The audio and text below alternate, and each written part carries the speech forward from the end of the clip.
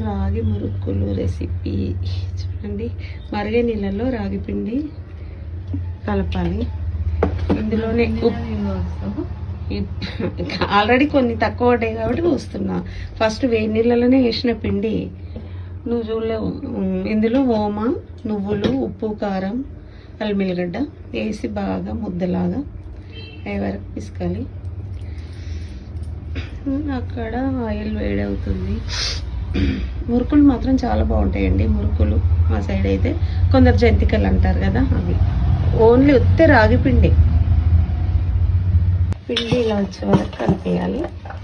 మరిగే నీళ్ళల్లో ఓమ, నువ్వులు, ఉప్పు, కారం, అల్లిగడ్డ, కొంచెం నూనె వేసి మరిగేటప్పుడు పిండేసి కలపాలి. ఈ విధంగా వచ్చేలా కలుపుకోవాలి. ఉత్త రాగి పిండి మాత్రమే.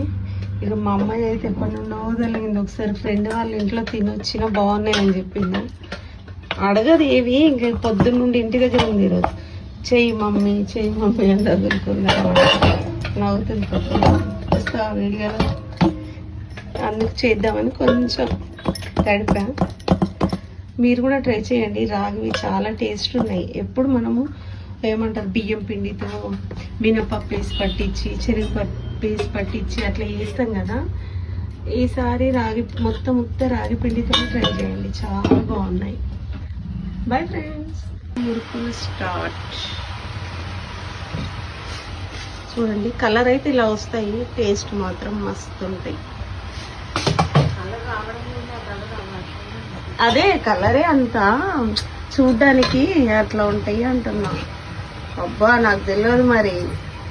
చూసారా,